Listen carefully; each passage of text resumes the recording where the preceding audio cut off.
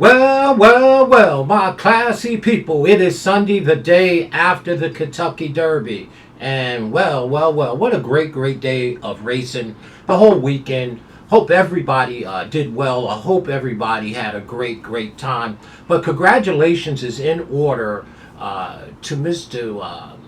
Sheikh Mohammed, Al Maktoum, the boys out in Dubai, and of course Michael Benningham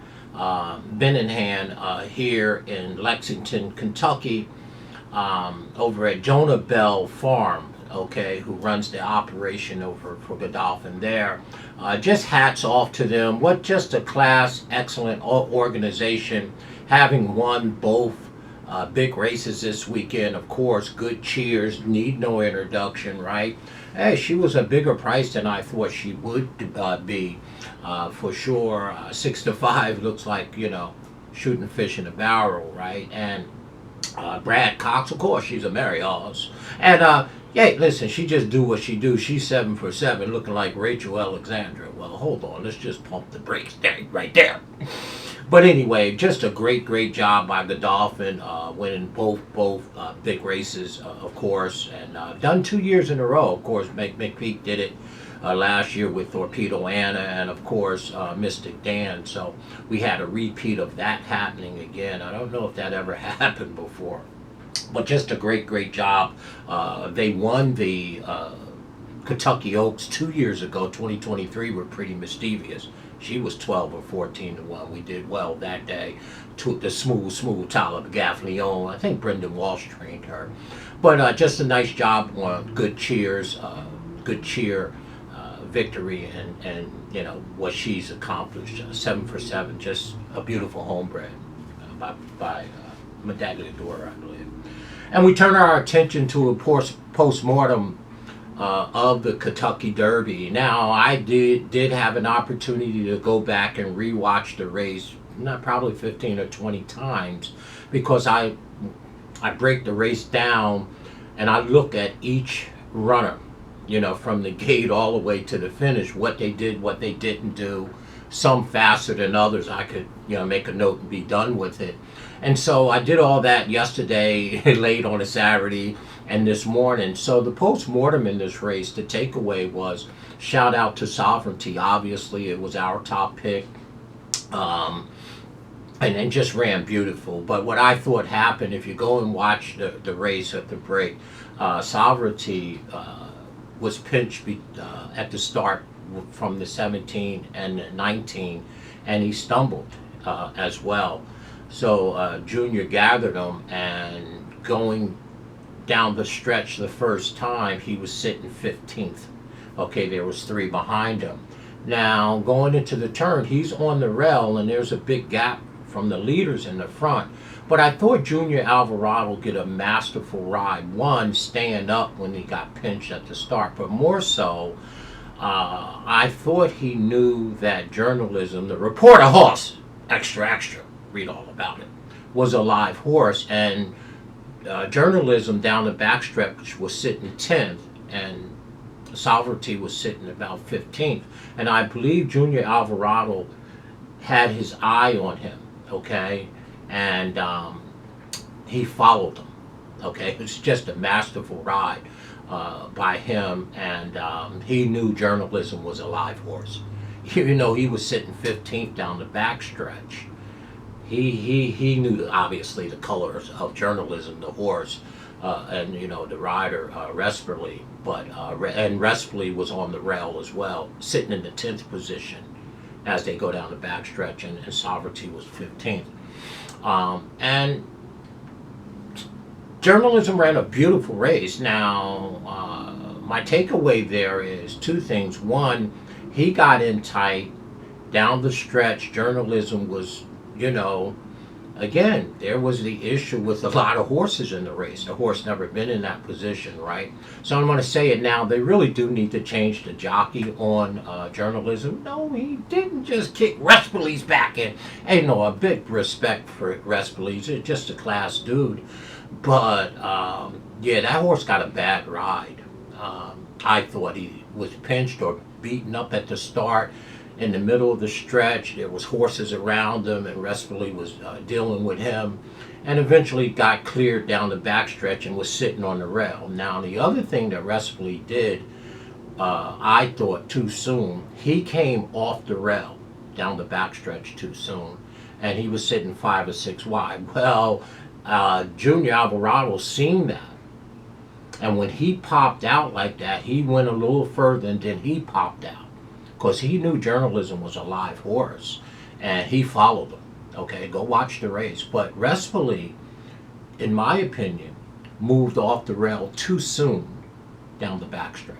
Okay, beautiful run, turn it home, a 2-horse race, and my hat is off to Journalism. Hey, you know, I had a lot of fun with him, called him the reporter horse, extra, read all about it.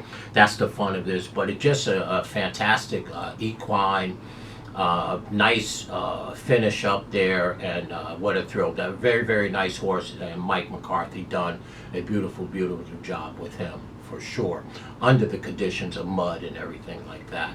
Okay, so we know how they finished, 18-8.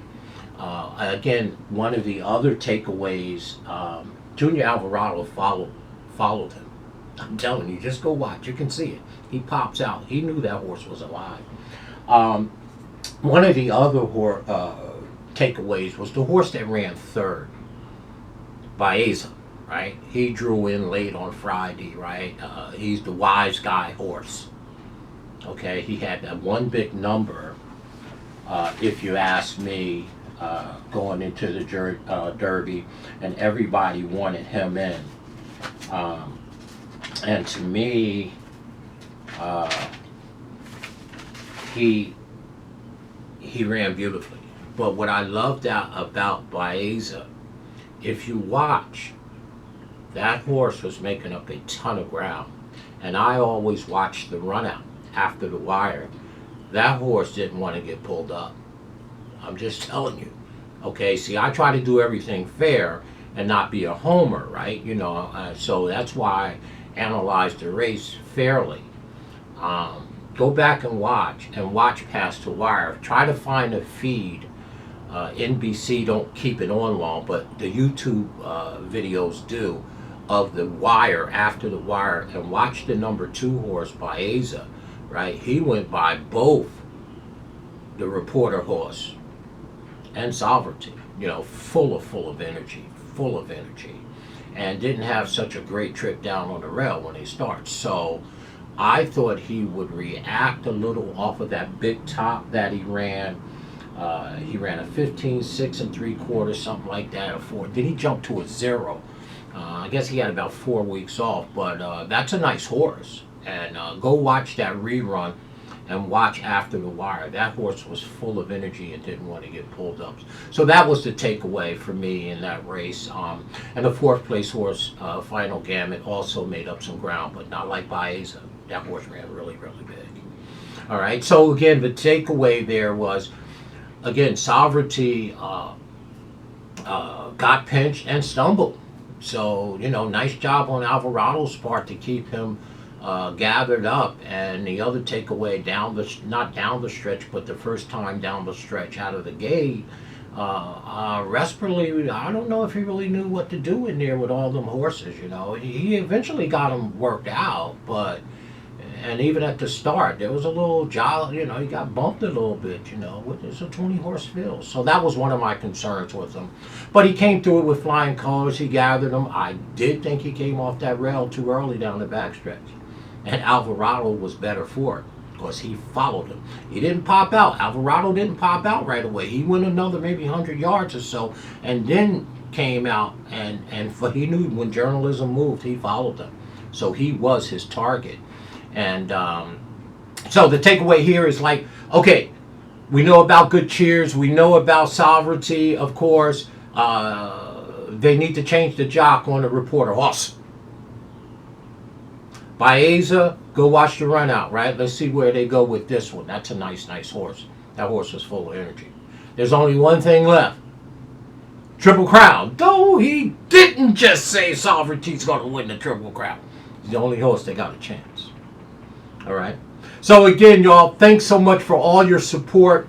The tip sheets did very well in the money percentage. Hey, we had that big, I think it was race number on Saturday. We had race number 6 on the tip sheet. Our long shot play, Macho Music, was 12-1. Oh, what a nice gate to wire and the sloppy going. So we did really well. So I thank all of you for your support for sure. And on to the Preakness, we'll start getting that stuff together as well. Sure do hope Sovereignty shows up there, and let's do a Godolphin Triple Crown. So again, shout out to the Team Godolphin. Of course, both of the horses are in my fantasy club. Good cheer, and of course Sovereignty and East Avenue didn't run a lick. Okay, it just didn't. It did look like he looked clunky. He didn't like the going. And Sandman, just so disappointed about what he did. Again, but that's why I don't like sloppy tracks or off tracks, because you can't hold nothing against runners, right? You just draw a line through it. I just don't want my money to be on it to say, hey, we had to draw a line through that race. That's why I try to stay away from races when the racetrack is sloppy. But it was the Kentucky Derby. And of course, we did real well. I thought the double came back short. Godolphin double.